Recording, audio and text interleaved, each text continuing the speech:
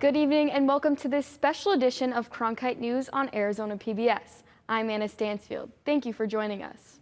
Tonight, we take a look back at stories from our sustainability team, from the annual wolf count in northern Arizona to a high school class that's building electric vehicles.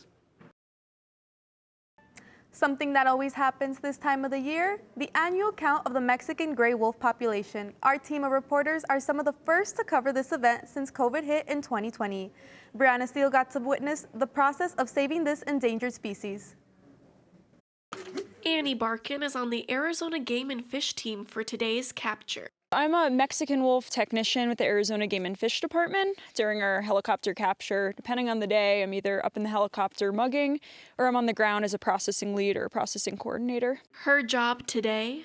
To get a radio collar on it, and then we want to make sure, of course, that the wolf is healthy, and we take sometimes body measurements, we give them vaccines, and we'll draw blood to get genetics on it. So the genetics will help tell us, what pack it comes from. We'll see if it has a pit tag, which would tell us if they were handled as a pup. She's leading a team of volunteers who are helping inspect and track wolves in northern Arizona for the annual wolf count. This is all about recovery. That's what our goal is. Everything we're doing here is ultimately getting us towards recovery. The federal government removed wolves in the 70s, but Arizona reintroduced the Mexican wolf population 25 years ago, starting with 11, and at last count there are at least 196. The Mexican gray wolf is a subspecies of the gray wolf and stands about 5.5 feet tall. These species have been endangered since the 70s, and this population count hopes to bring them back on track. About midday, a helicopter returned with a darted wolf for inspection. This is a collared female coming to get checked. While at the Arizona Game and Fish site, the team is ready for her vaccines and checkup. They are focused on getting her a new collar and making sure she is healthy before release. Collars both help us track recovery of Mexican wolves and then also mitigate conflict as needed, so we can tell, where they're hanging out. While at camp, she was fitted with a new collar marked with popular cartoon characters Phineas and Ferb duct tape to differentiate her from other wolves. The team will do this all again, searching for as many wolves to count as possible towards their goal. An average of 320 wolves for a period of 8 years in the United States population, and then like we talked about, the 22 wolves that survived to breeding age from captivity that have been released into the wild. As for Wolf 1686, once she's finished with her measurements and blood draws, she will be released back into the wild to join her Castle Rock pack later today. In Alpine, Arizona, I'm Brianna Steele, Cronkite News. The population count is done in November every year, but capture and release instances like this help researchers determine each year's minimal count. Arizona ranks #1 in the U.S. for food waste, according to a 2022 analysis. Each year, the state throws away $9.5 billion worth of food. Cronkite News reporter Atria Maneshny tells us what wasting food also wastes water, and that's something we can't afford in this drought-stricken state. The Arizona Worm Farm deals with a lot of food waste weekly. We get green waste from salad producers that don't put them in those bags that go in your grocery store. We get horse manure from carefully curated stables, and we get ground landscape waste from the city of Phoenix from a landfill diversion program. Instead of letting the waste pile up in the landfill, the 10-acre farm composts the garbage, turning it into fresh produce for everyone on the farm to eat. What we're looking at right here in front of us is Brussels sprouts. Right there among your feet is going to be broccoli and cauliflower. The farm doesn't use chemicals or pesticides for composting. They don't till the soil either. And to help those composting efforts, they get a little bit of help from these wiggling critters right here. The type of composting that worms are used for is called vermicomposting. It's just the worms that are consuming your food waste, and then they're passing it on as their castings. And this type of composting also helps with water conservation. Any food that goes to the landfill, really, it's just a waste of water because of all the water that it took to manufacture those food items. Waste Not is a local nonprofit that focuses on food rescue, and they share similar goals with the Worm Farm. We conserved over 220 million gallons of water in just 1 year. Waste Not picks up quality food from local businesses that would have otherwise gone to the landfill. They give the food to an Arizonan in need. By doing this, the nonprofit is able to save water and protect our groundwater. Food rescue really saves water indirectly and then also prevent the leachate from the landfills from going into our groundwater. The lack of pesticide use at the Warm Farm also protects our groundwater. Brooks is hoping the farm's food rescue efforts is an inspiration to all. That instead of throwing their garbage into that big container that's in front of your house that takes a diesel truck to come pick up, to take that food waste and put it into a raised bed garden in your backyard. In Phoenix, Atria Maneshny, Cronkite News. Waste Not has been leading food rescue efforts around the valley for 35 years. This year they rescued food from the Super Bowl and the Waste Management Phoenix Open. The historic low levels of the Colorado River will likely impact all Arizonans. Cronkite News reporter Alyssa Munoz spent some time on the water and found out that will be especially difficult for people who make their living on the river. The Colorado River, with its daily rising and lowering tides, has been good to Jeff English. To be in a place like this is just pretty extraordinary too, so I don't know how you can not like it. When you call that your office, you got a pretty good job. English has worked as a fishing guide at Lee's Ferry for the past 33 years. Making memories and meeting new people is what he loves most. Yeah, you can all see this, but the people you meet along the way, I've had people come for 20 some years in a row. I've watched kids grow from 2 years old into adults. He's used to the sudden changes in water levels and the occasional downpour or cloudless scorcher that makes fishing an exercise in tolerance. The warmer water has made it more difficult to fish for cold water fish. But he's not sure he's ready for what's coming if the river continues to dry up, fed in part by the number of people lining up at its tap. Many, many more people here than there ever used to be. Typically, the total demand for Colorado River hovers around 15 million acre-feet. But according to the Bureau of Reclamation, annual flows from Lee's Ferry are closer to 12 million acre-feet, which means we are using a lot more water than this river can provide. U.S. government data shows in April, Lake Powell hit its lowest water level since it was filled in 1980. And while English says he and his angler friends aren't quite parched, nothing bad has happened here yet. A drier river could really hurt. If we were to suffer a few more years of really drought years, we could lose a lot of the river and ultimately the fishery and the entire recreation aspect that this place provides. If we get to pretty low water, we may have challenges where we can't run motorboats through the canyon. Sam Jensen has been steering rafts through the White Waters and Red Rock Canyons of the Colorado for about 30 years as a Grand Canyon tour guide. It's just this fantastic experience. For a lot of people, it's a highlight of a lifetime. He says the river is always changing, but shallow water means warmer water, which directly impacts fish such as rainbow trout. Last year, we saw more dead trout just floating along or washed up on shore than I've ever seen before. The decreased river flows also means that there are often more rapids, increased shallow areas where rafters have to be cautious. Well, there are about 140 rapids in the Grand Canyon, and in low water, they get more rocky. Some of them get pretty sharp, some of them get pretty scary, really. They're challenging. So that'll be something that'll be new for us to see. In a changing landscape where beaches that never existed suddenly sprout from the shoreline. 2 more years of a severe drought, and the river as we know it will be changed. And so won't the lifestyle of millions of people downstream from here that use it. For now, thousands of those people still flock to the river. Business hasn't slowed down for either Jansen or English, perhaps because people are spurred on by fear that this river won't be here for long. In Marble Canyon, Alyssa Munoz, Cronkite News. Recently, the 7 states that take water from the Colorado River failed to come to an agreement on cuts. Just today, a state water official told The Hill he expects the federal government will have to step in.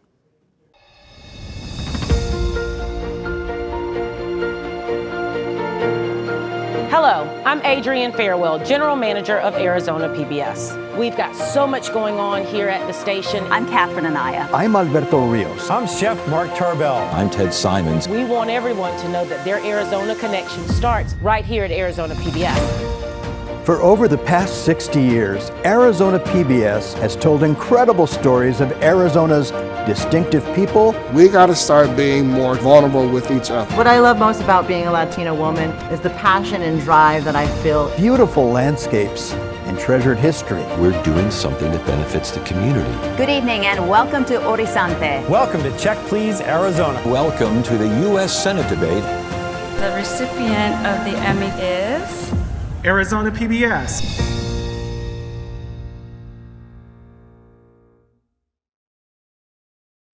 As cooler temperatures move into Arizona, gardeners want to share how you can best protect your cacti during the winter season. Olivia Dole spoke with the experts at Tucson Botanical Garden and found out how they protect their plants. Arizona is known for its Sonoran desert landscape, on full display at the Tucson Botanical Gardens. We have plants from all over the world, from all different types of plants, from big leafy plants, as well as our spiny friends. These desert succulents are tough, but also need some protection from the cold. Winter is a time for frost and cold weather. To take care of cacti, there are simple techniques. There's a couple you have to look out for, mainly succulents, aloes, and cylindrical cactus. Andrew Kibler uses these materials to protect the cacti at Tohono Chul Park in Tucson. He's the gardener on site. With the succulents and aloes, you can wrap them with any sort of sheets.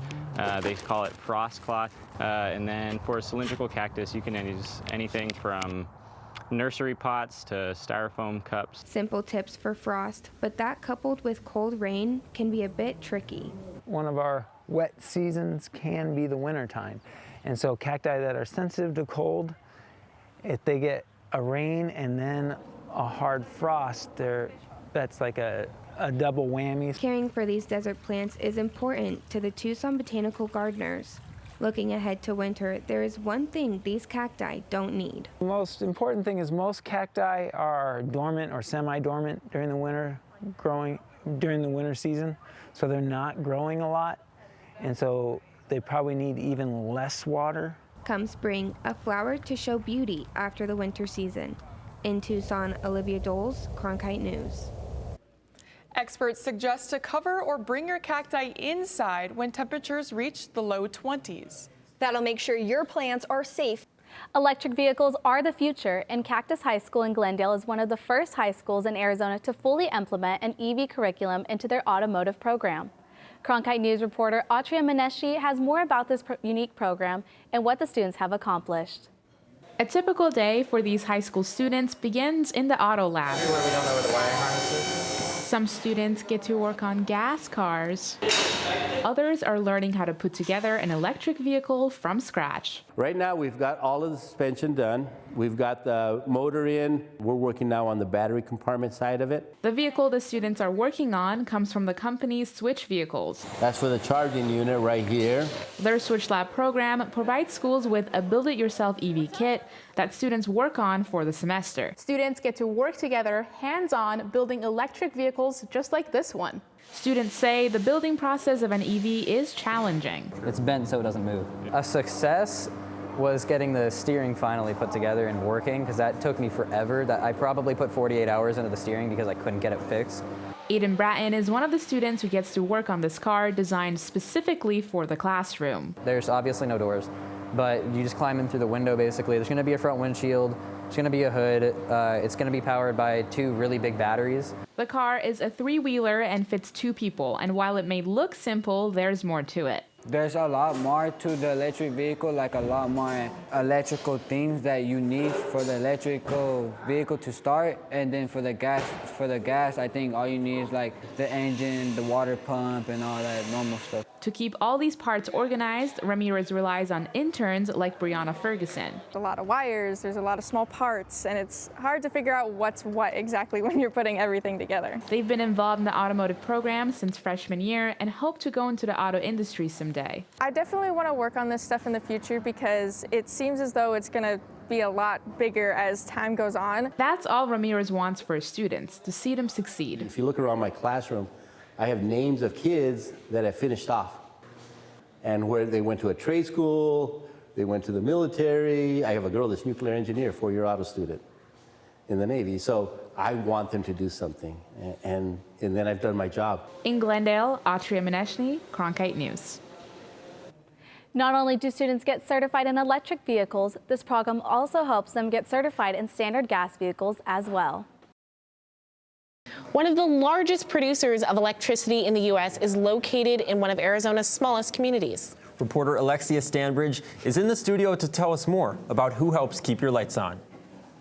Refrigerators, cell phones, air conditioning, and even some cars, essentials to everyday life, all powered by electricity. A new project is underway in western Arizona to strengthen the power grid and hopefully create less blackouts.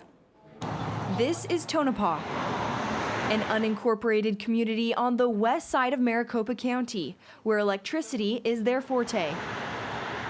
Gas plants and also solar facilities, and then Palo Verde Nuclear Generating Station. Palo Verde annually generates more electricity than any other United States power plant. We met with Community Council President James Hoodenpyle at the only active restaurant in Tonopah. People do move from Phoenix out here because they gain access or gain employment at Palo Verde. Sandy Barr is the director of the Sierra Club's Grand Canyon chapter. She says the latest solar plants located near Tonopah makes the area a perfect location for the new 10 West Link electrical transmission line. It's kind of a center point for a lot of electricity in Arizona. This project is part of a $760 million initiative to assist states in receiving clean energy. Vice President Harris visited Tonopah earlier this month to break ground on the project that was initiated nearly a decade ago. These lines connect the power plants where electricity is created to homes and businesses and schools and hospitals across our nation. According to Harris, this infrastructure will provide a way to move around clean energy powered by solar and wind while creating jobs. But Hoodenpyle is not so convinced. During the construction process, there's always an influx, like I said, of short-term jobs.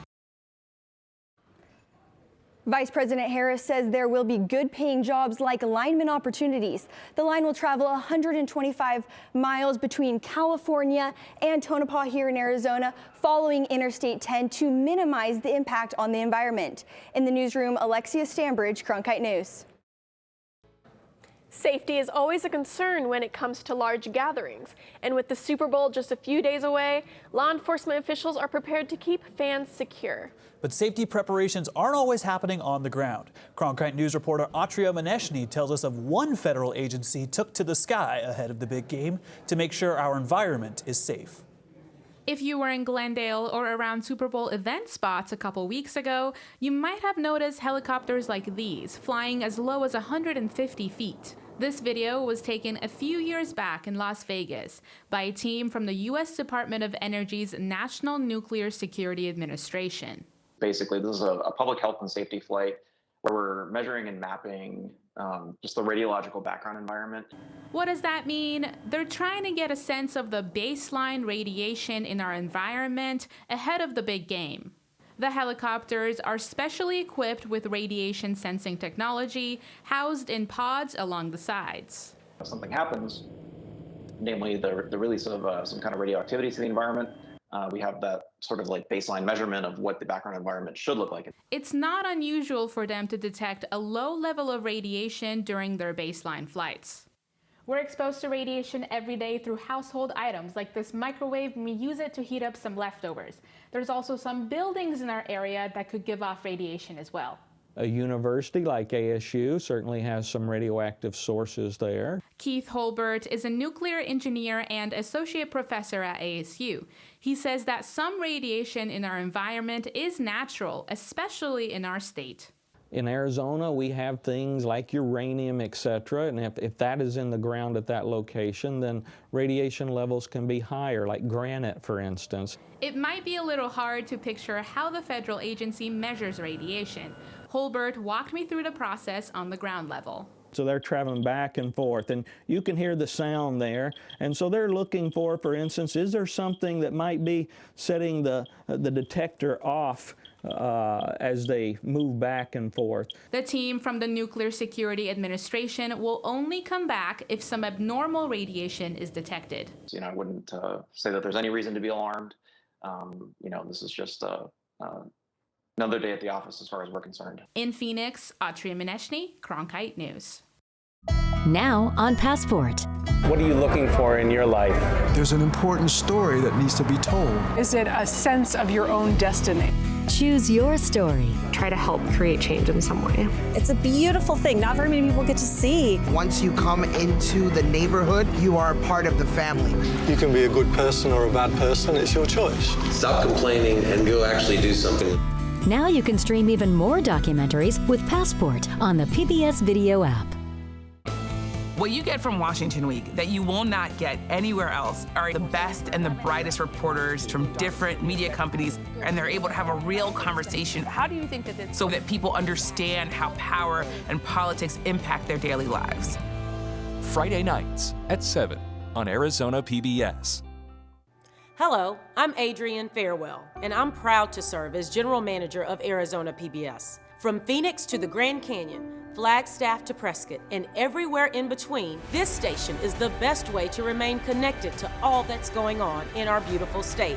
So whether you're interested in arts, culture, and music, to local politics and education, we've got you covered. You're watching Arizona PBS, and your Arizona connection starts right here.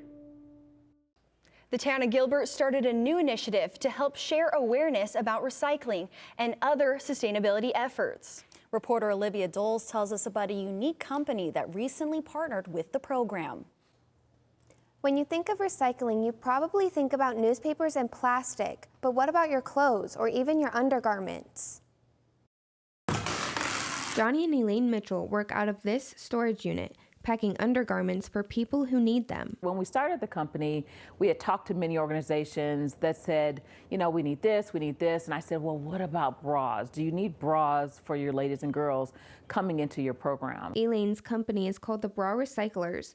They have partnered with Green Gilbert. It's a town-run program that helps businesses and organizations become more environmentally friendly. From a retailer's perspective, that most bras, underwear are either cut, landfill, or burn. While Elaine and Johnny try to keep these bras out of the landfill, other types of businesses also work with Carmelita Nichols with the town of Gilbert to do the same. Right now we're just trying to get really any type of business that's interested that we can help with their sustainability efforts. The town says business owners must commit to pollution prevention, water conservation, and waste reduction. We arrange for the meeting. We ensure that one representative from each division will be available and present to do their respective part of the inspection. Aaron Fossil with the town of Gilbert helps evaluate businesses with Elaine and Johnny's to make sure they are on tap with increasing sustainability efforts. For the Mitchells, being part of the Green Gilbert program has been great.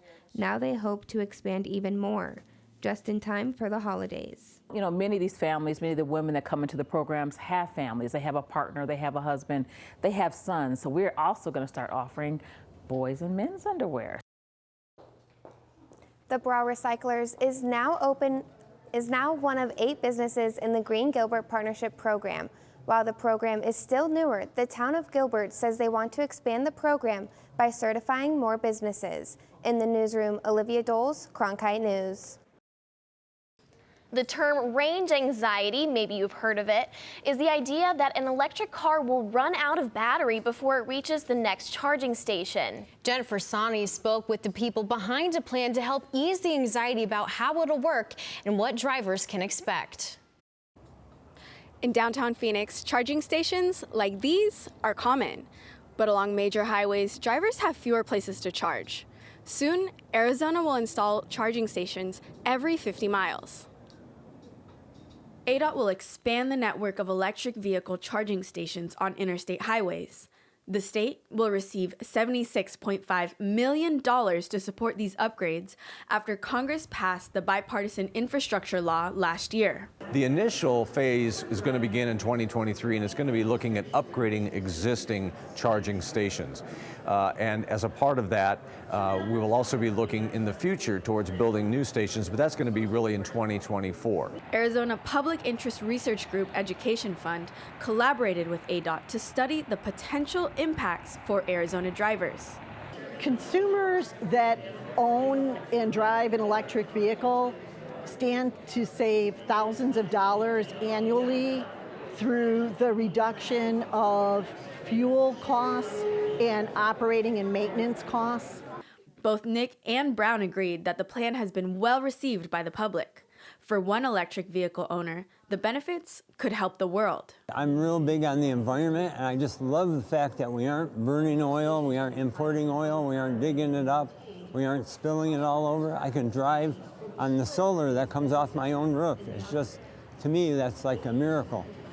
Stack says he's been driving an electric car for about 20 years. Electric vehicle is probably one of the few in the world that can charge off of renewable energy, wind power, solar power, geothermal power, hydropower, all these things that other cars can't. The short-term goal for now is to establish the charging network on interstate highways. And then after that, we're going to start looking at non-interstate roadways, the larger highways, such as US 93 between Wickenburg and Las Vegas. Is still seeking public input. If you'd like to learn more about the project or share your feedback, check out ADOT's website. In Phoenix, Jennifer Sani, Cronkite News. That's it for Cronkite News tonight. Thank you for joining us. For top Arizona stories at any time, join us at cronkitenews.azpbs.org.